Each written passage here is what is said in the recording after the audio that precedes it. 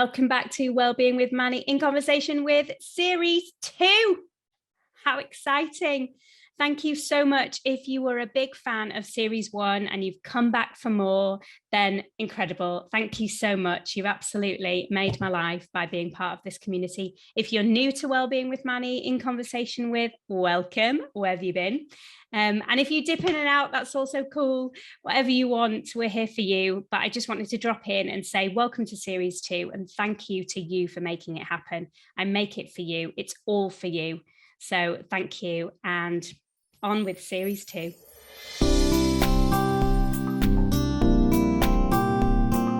Welcome to Wellbeing with Manny in conversation with. What we hear and listen to throughout our day can shape how we feel.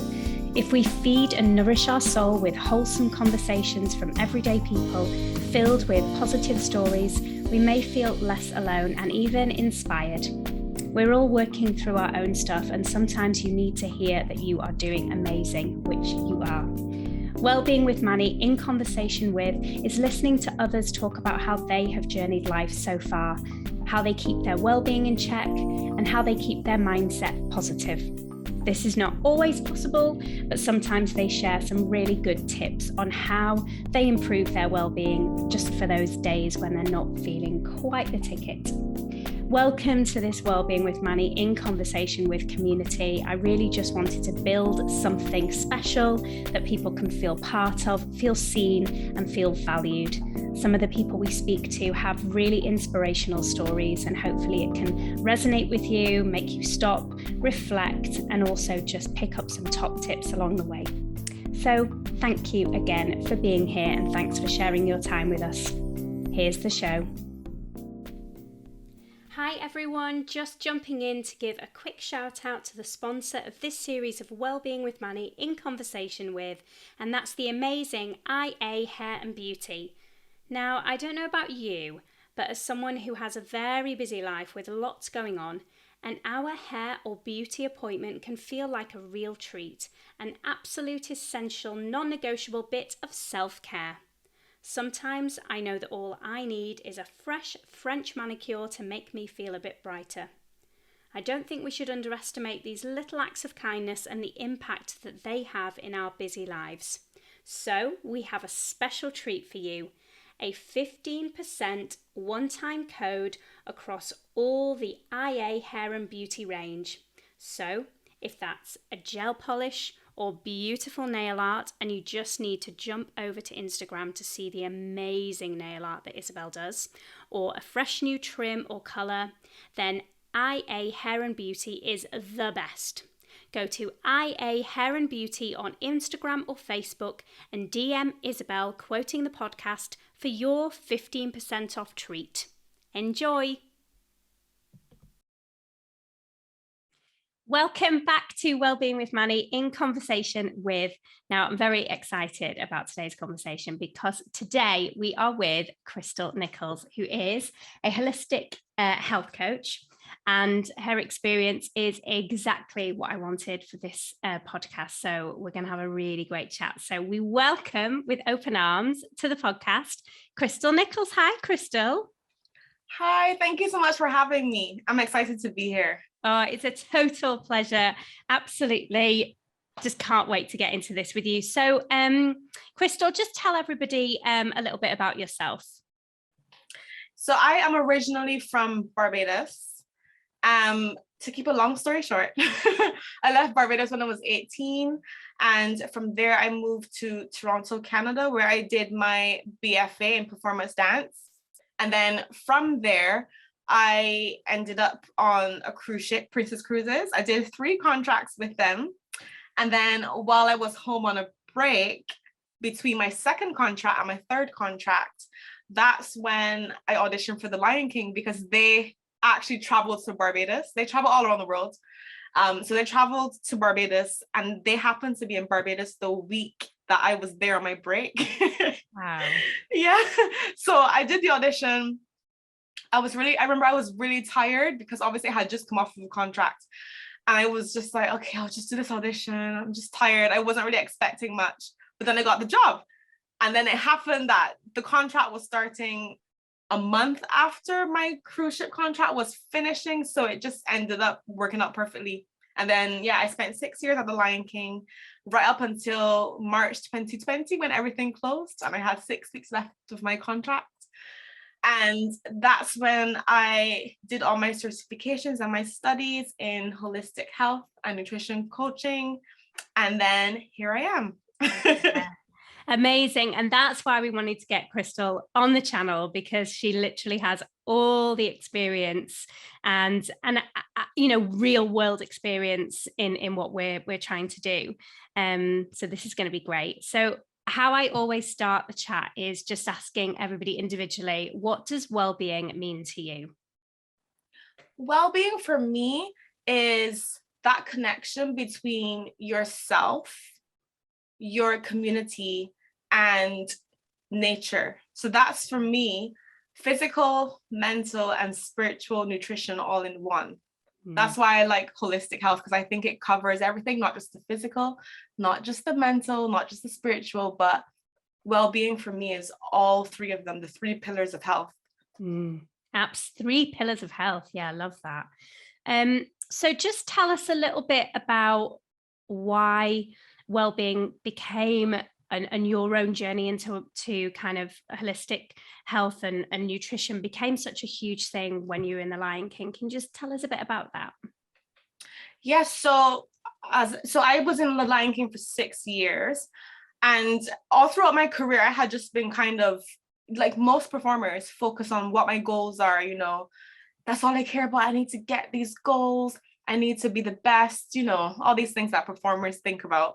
And I think I had always struggled a bit with anxiety, but I always kind of just pushed myself through because I was so focused on my goals. I was very driven, and I'm also a Virgo. So I tend to be very, I can keep going. I can just keep going despite anything. But everything caught up with me in my 4th year in the show. It was a particularly difficult cast change because all the creatives, I don't remember exactly what was happening, but all the creative team from America were there. So we had extra eyes watching us. Cast change is already pretty stressful, but we had extra creative team watching us. So it was a bit more stressful. And everything caught up with me to the point that I was so stressed, so burnt out. I physically and mentally just could not really think straight, to the point that I remember in one performance, we do, like in our hardest number, we do a run into a pencil turn, into a jump. And I fell out of the turn. It was completely fine. It was just one little mistake. It wasn't that deep. But I spiraled in my mind because I had to fix it. Because in my mind, like, the creative team right here, I need to fix this mistake. They're watching me. Everyone's watching me. They know that I'm a failure. All these thoughts, right? And then I got so obsessed over this turn. I got so obsessed that I would actually go home and think about it over and over again. I couldn't sleep. Like, I had actually stopped being able to sleep properly. I would wake up thinking about fixing this turn. I would practice it over and over again. And the more I practiced it, the worse it got, as you probably know. Because the more I fixated on it, the more pressure I put on it, the worse it got. And it just got to the point where I actually thought, I can't carry on like this. I can't do this other contracts. Like, I can't keep going like this. So one night I Googled, I think I had Googled something along the lines of a quick fix for anxiety. Because I'm the best Google ever. Yeah. I was like, I need a quick fix. I don't have time for this. Like, I was like, I don't have time for talk therapy. So I found a hypnotherapist based in London. And the next day I called him, I booked in with him. I did a few sessions with him, and I immediately felt calmer. And that was my first experience, that real experience with mindfulness. Again, I had already tried meditation and decided in my mind that it didn't work for me because I had all these misconceptions that so many people have about meditation that aren't really true. So I ended up really embracing the hypnotherapy, and that really helped me. And then because of that, I just wondered, what else can help me? Like, what other tools are there? And that's when I started to find more books and podcasts and resources on health. And I started following different doctors and nutritionists and all these different experts that, you know, I'd never had exposure to. And it really helped me get through my next 2 contracts, and all the things that I was learning about nutrition and mental health and all the habits I was able to put into place really helped me through. So when COVID happened and everything closed, I already knew I was like, what can I really dive deep into now that I have the time? And because I was so passionate about health and wellness, immediately I knew what I wanted to do. And so that's when I decided to get my certification in nutrition coaching and holistic health. And then, of course, for me, the natural thing was I need to share this with performers, because I feel like I knew all, like, I wish I knew these things. Why didn't I know these things? Why wasn't I taught this in school? Why weren't we taught how to take care of our bodies and our minds? And in such a physically demanding profession, why are we not taught these things? So I knew that I wanted to share this knowledge with other performers and make it more relatable for them, because, you know, a lot of things that you might learn in the nutrition space or the health and wellness space is very generalized, and it's made for people who maybe work a 9-to-5 job and they're sat at a desk. So how can I take this information and make it more personalized for performers and make it relatable and realistic for the lifestyles that we live? Incredible. And it's so amazing that you kind of saw that and thought, what can I do? Like, that's such an amazing thing to do, to go, what, how can I do that for myself, but also how can I help other people? And it's interesting, we were just saying before, weren't we, that, you know, all of the nutrition advice and wellness advice is really well-meaning out there, and there's so much you can take, but the life of a performer is completely different. And we were just saying, you know, that just level of time that you would go to work is completely different. You're going to work when a lot of people are coming home. You're doing something that is so energetic in terms of like that calorie balance and output. It's out of whack. And then you come home and you're feeling, you know, you're high, you know, you're buzzing when you finish. And there's that level of needing to kind of calm and go to sleep, but it's then late, and it's a whole reframing of that body clock, isn't it? Yeah. Exactly. It's completely different. Something that I'd love to pick up on is when you were talking about that kind of spiraling when something went wrong. And it's something that I think comes up so much for performers in terms of perfectionism and needing to get things right, and how the stakes always seem so high. What have you kind of picked up on, learn, maybe any tips, you know, about us who are so hard on ourselves and who kind of strive for this perfectionism, which I suppose in a lot of ways doesn't exist? Yeah, see, so it's funny because it's still something, it's so ingrained in me that I feel like I actually still struggle with it. I'm obviously aware of it, but it's always that tug, that back and forth in my mind. Even in the health and wellness space, I'll find myself with the perfectionist tendencies and I have to reel myself back. But what I've found is I ask myself this one question sometimes when I find myself going too much into that perfectionist phase. I ask myself, but is it enough? Like, I literally will say, is it enough? And that question always kind of reels me back, because first of all, it interrupts the thought pattern. It interrupts the thought pattern, and then you have time to really think about it. And then if you ask yourself, is it enough? Your perfectionist mind might say, no, it's not enough. But I found that it gives me space. I find that asking the question gives me the space to actually just sit there and think about what I'm doing instead of just carrying on in that space.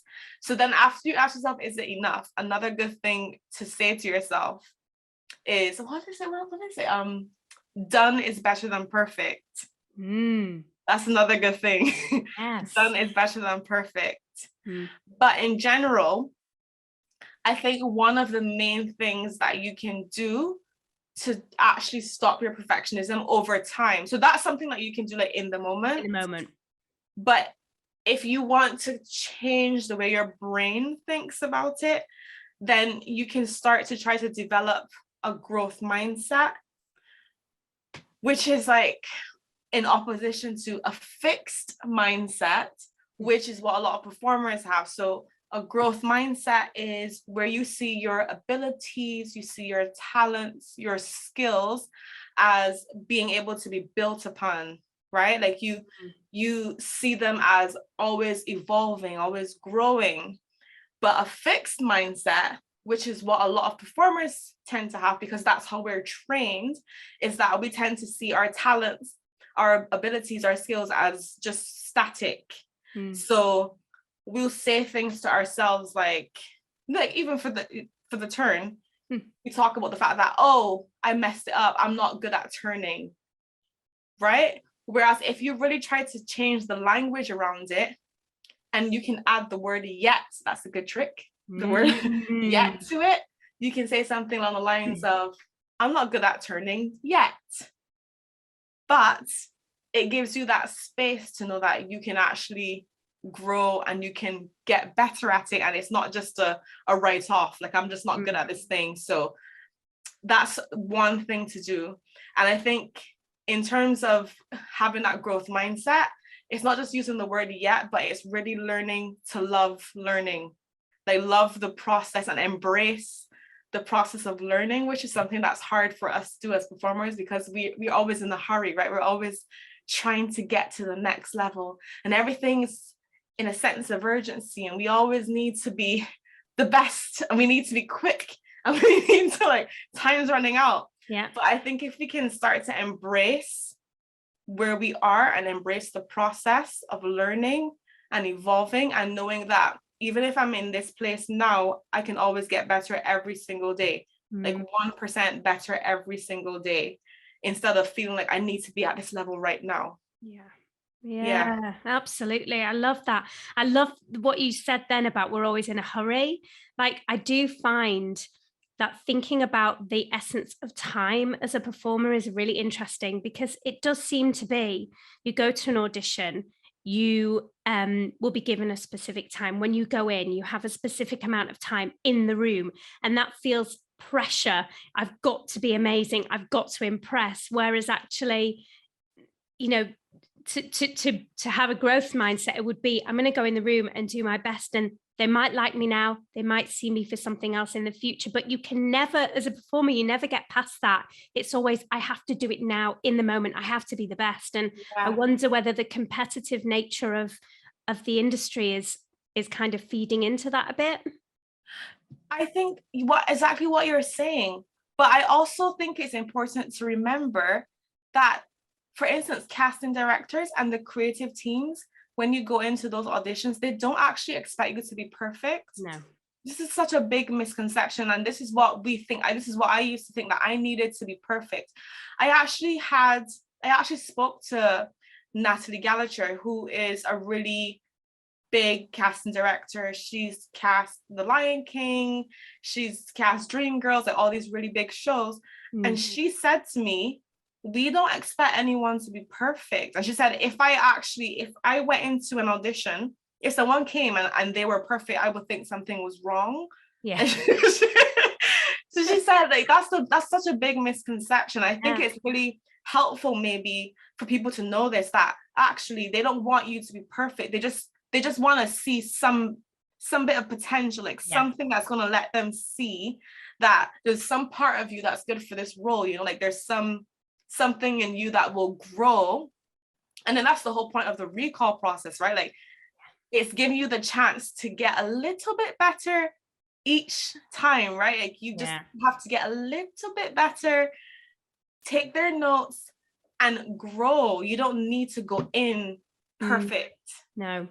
So I think that takes the pressure off people. But it is what you said about everything is so competitive that we feel like there's no other way but to be perfect. Yeah. Like, because in our minds, we think there's no room for error, but that's not what gets you the role. It's not the perfection that gets you the role. And it's definitely a performer thing, like you say. It isn't the people in the room, because I've heard some lovely casting directors frame it so nicely. Someone said to me once that it's almost like the casting director is standing by you, holding your hand. Like they want you to be great. They've brought you in the room because they believe in you. They are championing you. And that was a really nice way of thinking about how when you're brought into the room, you already could do the job. Otherwise, you wouldn't be in the room. But it's like the performer. I'm not saying that all performers are like this. We love you. Like it's a really tough job. But what we're saying is it's the performer that puts the pressure. It isn't necessarily the room. Do you know what I mean? Like we're the ones who seem to have that. And I just wonder where it all kind of comes from, you know? Do you think it has to do with training as well? So, yeah, I think there's a big, you know, again, I'm not being derogatory to training programs. I think there's so many out there that are absolutely incredible. And, you know, a lot of us are a product of our training and wouldn't be where we are today without it. And we're thankful for that. But there's definitely aspects missing for me. And that is definitely mindset. And building people up and making sure that, yes, definitely building up and not down, you know, making sure people understand what they have to offer, the worth they have to offer as they are now, not you could be when you're, and yeah, all right, we all want to strive to be better and there's nothing wrong with that, but there's a definite part of training missing, which I think deals with mindset and deals with how do you not take it so deeply personal? How do you keep your sense of worth when you've had like 6 rejections in a row? And I think that's the bit that's missing for me. I completely agree. And I also feel like there's a bit of there's 2 things. I think one of the things that happens in training is that I think sometimes teachers want to scare you into being better. It's not obviously not all teachers. I'm not saying that this is everyone. So please, I don't want to offend anyone. But I think that in my experience, a lot of it was so based off of fear. And it was, if I scare you into thinking that you need to be this way, you're going to be the best that you can be. So they would say things to us like, I remember one of our teachers would say, you know, there's not that many jobs and there's so many performers, so you better be the best. Like you know what I mean? So it's this thing of we want to scare you into being your best. So then it ends up being you're working this hard out of fear and not out of motivation. Like it's a complete different energy.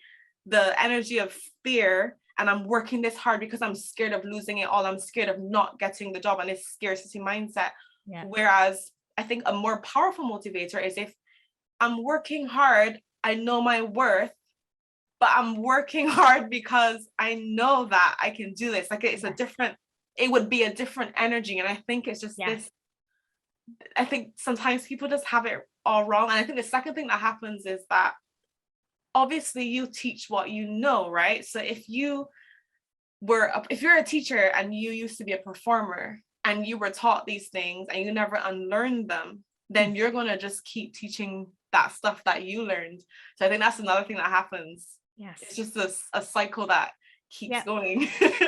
And I think you're so right. There's such a fine line, isn't there, between, there are a lot of people in this industry and there's a lot of people going for the same jobs and all the rest, but there's a fine line between, you know, cultivating that fear of you've got to be the best, otherwise you'll never get in the room, and you know, building people up so that they are so kind of excited to go into the room and show their best, but knowing how to deal with it on the other side of when that doesn't go your way, knowing that it didn't go your way yet, to use your little 3-letter word, which I love. And it's so true, isn't it? You know, and we're flooded in this industry with gorgeous stories of people who've been in that final 10 times, you know, and then suddenly on that 11th time they get that role or whatever. And it is par for the course in this industry, but it's difficult, isn't it, to keep that mindset positive and keep going after that string of rejections. And I think that's the bit that I would love to see come into training more, kind of more coping strategies. That would be so helpful if there was more on the mindset and how you handle rejection. Like I never had that. I never knew how to handle rejection, or, I was never taught anything about mindset or anything along those lines. But I feel like you're right. That is really missing in training. And I feel like it would be so helpful to train performers that were more empowered and knew how to handle rejection and knew their worth. Like, how amazing would it be if in every audition, each performer knew their worth and what they had to offer, and they were so confident. You know what I mean? Like, how amazing to see that in an audition room. And you can always come out and feel like you've done an amazing job and feeling really happy, and you just kind of like leave it in the room. It's out of your hands, trying to control that uncontrollable of what kind of answer you're going to get. It's not in your hands anymore. That's not to say that if and when that rejection comes through, you can't feel disappointed. Of course you can. It's what you wanted. It would be normal. You can't just go, oh, well, I didn't care. Because if you wouldn't be doing it if that was the case. But I think if you had that level of confidence and self-worth in you when you left the room, yes, the disappointment would come, but it would be slowly followed by onwards and upwards. What's for me won't go by me. That would then slowly come in, but quicker, to your mindset if that had been trained. So, well, watch this space. Maybe we'll see what we can do about that, or, just put it out there into the world that that's something that we feel like schools should be doing. One of the other lovely things that I wanted to kind of talk about, because I know that this is something that I've read in your work, because some of the stuff that you post, you were really kindly saying that it's, things that your clients have said to you about, things that worry them, and you kind of go away and do a little bit of work and then put them out for other people to read, is kind of this level of kind of boundaries. I know that a few friends have said to me that they find it really hard to own their own boundaries. And, even just a story I read the other day about an actor who didn't dare tell their agent that they were going away because they didn't want to then, close that door to anything that came through. And, there's a lot of stuff around, we're allowed to not be available 24/7. So I just wondered if you had some stuff to kind of share on, knowing that as a performer or as a creative, you are somebody who, may well get an audition with not much notice and, things like that. But how do you kind of protect yourself from kind of being in that wheel, 24/7? Yeah, I think it's really important to set boundaries because, first of all, obviously we all are in this industry because we're passionate about it. We love it. But it doesn't mean to say that just because you're passionate about something that it needs to be your whole world. This is something that people get wrong. And I feel like there's a guilt around it where people think that if I'm not living, breathing, eating the performing arts 24/7, then like something's wrong with me, or I'm not trying hard enough, because we always think we need to be doing more. This is the problem. We need to be doing more. We can't do any more. Exactly. Whereas I feel like we need to remember that we are humans first. Even though we are performers, that's not all of who we are. Like, we have other interests, we have other passions, we have loved ones, we have other skills that we can nurture and use. So a lot of times I like to tell my clients in terms of setting boundaries around their craft is I really am a firm believer in deciding beforehand how many hours are you going to dedicate to your craft. So for instance, if you know that you're working on your dancing, like I had a client that she really wanted to get better at her dancing. So I said, how much time are you going to commit to making that skill better? So she decided, in terms of finances, in terms of time, that she was going to commit to 2 dance classes a week. She decided which classes she was going to do, the times that she was going to do them, and she stuck to them. She's not going to do any more, any less. That's it. So she's like, I'm doing these 2 classes a week, and that's it. Because it's enough. It's enough. Because if you consistently do those 2 classes, because her aim wasn't to be like the best dancer. She was just trying to improve her dance skill for the purpose of musical theater. So I said, that's enough. You don't need to feel like if I have more time in the week, I'm going to do more. No, that's all you're doing. I know it sounds really extreme. No, it's great. But it's so important to just set that boundary. And she's getting better and better at her own speed. And she's controlling how much she's doing. So whatever the craft is, whether it's singing, decide beforehand, this is what I'm going to do to improve it. And that's what I'm doing. I'm not going to, if I feel like I have more time in the week, I'm not going to go and increase it or whatever it is. Just stay consistent. It's the consistency that gets you the results. You don't have to be doing the most all the time. Just stay consistent with what you're committed to improving and continue doing that. Another good tip is to have a small list of non-negotiables. Nice. Yeah. Love non-negotiables.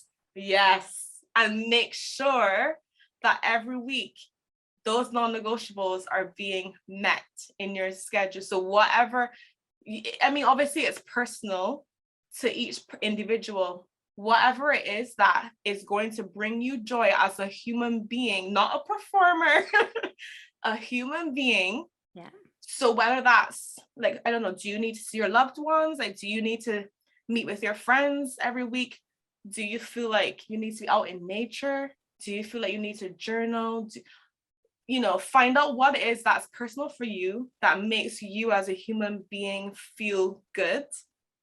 Make a list with those things, a small list of the non-negotiables, and make sure that every single week, without fail, those things are being met. Because they're just as important as, building your dance and your vocals and your acting. They're just as important as auditions for you as a person, to get those non-negotiables in and to nurture that human connection, that human side of you. So those are like my two main. Love them so much. I think the thing you said second about the non-negotiables, I love that. That's come up a few times actually. I think especially when you're creative, it does feel like your whole world, because what we do does sometimes feel like it takes over us as people. But like you say, as a human, what do you love? What lifts you?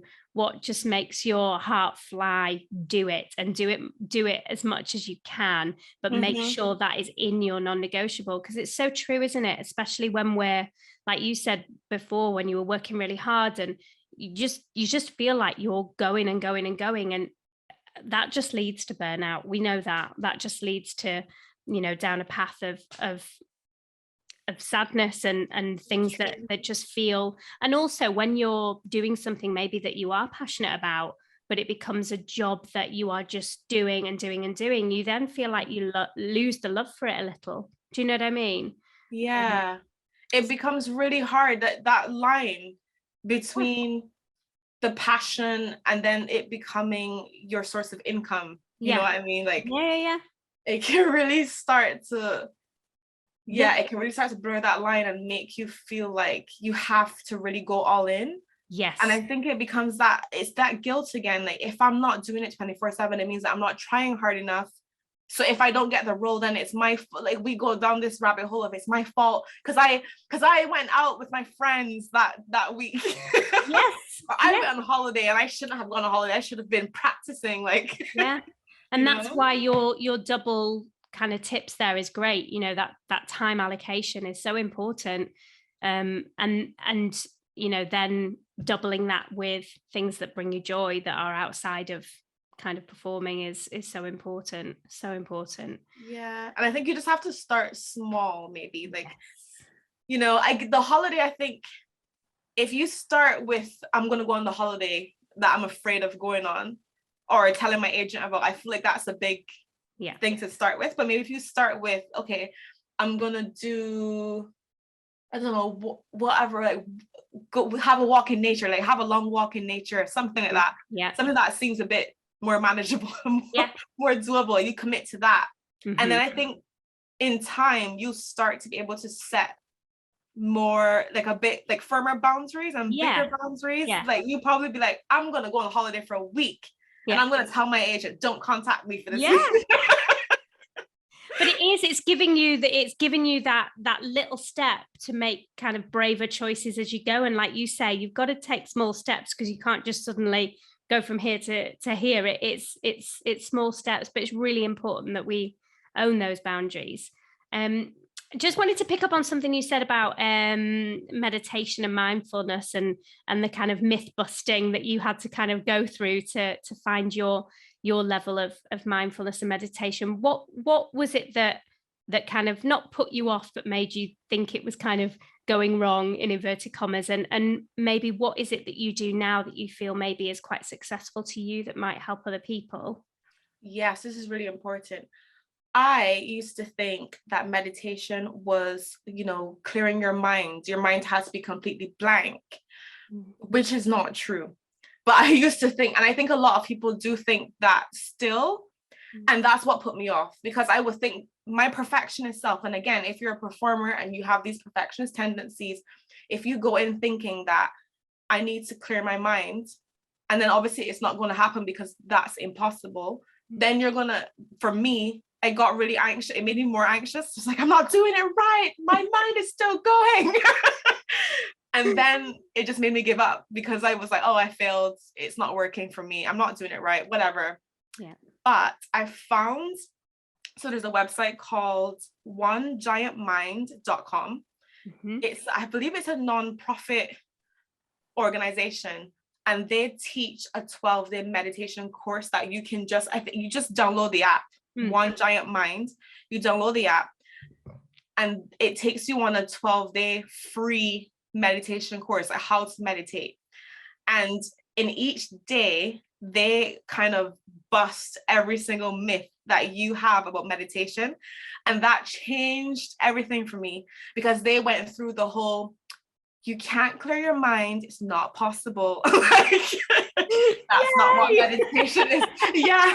Like they even said even things like that. I used to think if I fell asleep in a meditation, then it means that I failed. And they said, no, it's fine. If you fall asleep, it means that your body needed it. Your nervous system is relaxing. That's completely fine. It's normal. Like just busting every single myth. So if anyone has ever had any problems with meditation and you really want to try it, I would highly recommend downloading One Giant Mind and doing their 12-day free meditation course, because it will bust all the myths that you have. And then I just started doing the meditation without any anxiety, any worry that I was doing it wrong, because it was basically, they just said, this is how you do it. You can't get it wrong. The fact that you're taking the time out of your day to sit down and do it, you've already won. Like you've already done it. I love that. Yeah.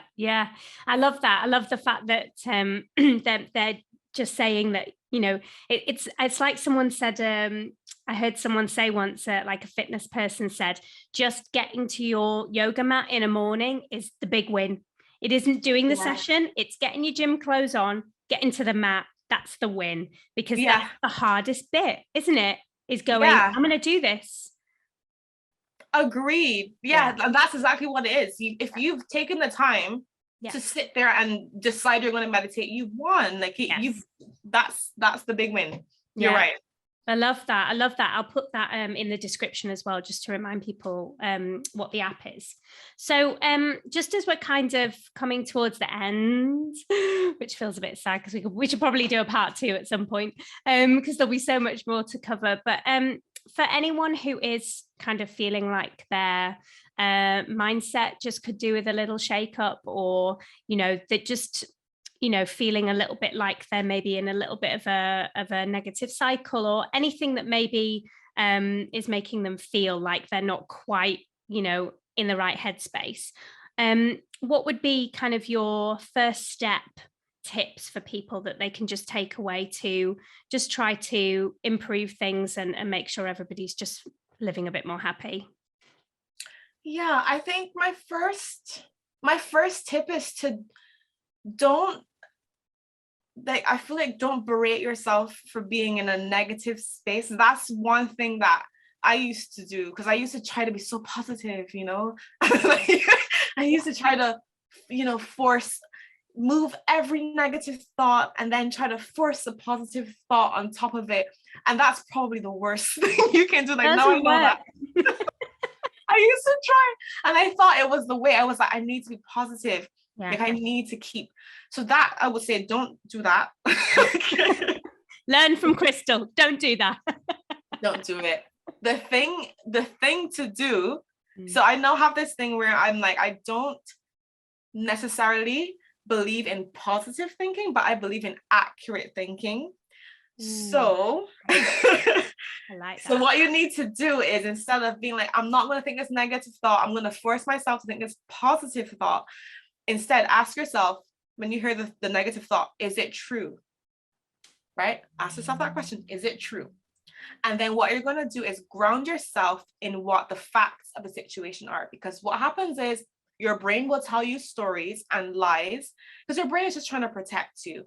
So sometimes your brain will say like, I'm not enough, or, don't do that thing because it's dangerous. Remember what happened that time? You're going to fail, all these thoughts. But if you ask yourself, is it true? And then you start to actually try to find the facts of what times have I succeeded in my life? Like just general stuff like that.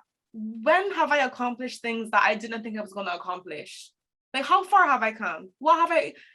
Ask yourself those questions and really try to find the facts. And then you realize, actually, I auditioned for this role and I got that role, or I got this far, or at this audition last time I was cut immediately, but now this time I made it to round 3, or yeah. You know what I mean? You start to find the facts of the situation, and that I feel like is more powerful than trying to force a positive thought, because you can just sit there and go, oh wait, I have improved actually. I'm not actually a failure. I'm not getting worse. I'm actually getting better. Like if you really think about it and you really try to find the facts of the situation, it can really be helpful to kind of getting you out of that negative space without the toxic positivity. Yes. Yeah. So I think that's like my biggest, that's been really helpful for me. I just find the facts and it really helps me to get out of a negative space. Yeah, I absolutely love that. Yeah, I say that quite often, especially with some of my students who might do something and then they're like, and I'm like, so it didn't go well. Okay, so tell me why. What's the fact of it not going well? How does that look like for you? Because kind of from here, we were all really loving it, or whatever. It's finding where's the evidence. It's a kind of a classic, isn't it? Where's the evidence that that's true? Yeah. It's such it seems so simple, but we don't do it. We don't do it. Like you say, the brain just attracts straight away to the negative. It's more attracted to that, and also it tells us stories, and we're in control of what we do with that information. Like you say, even just adding yet to the end of something, or asking, is that fact? It makes a difference.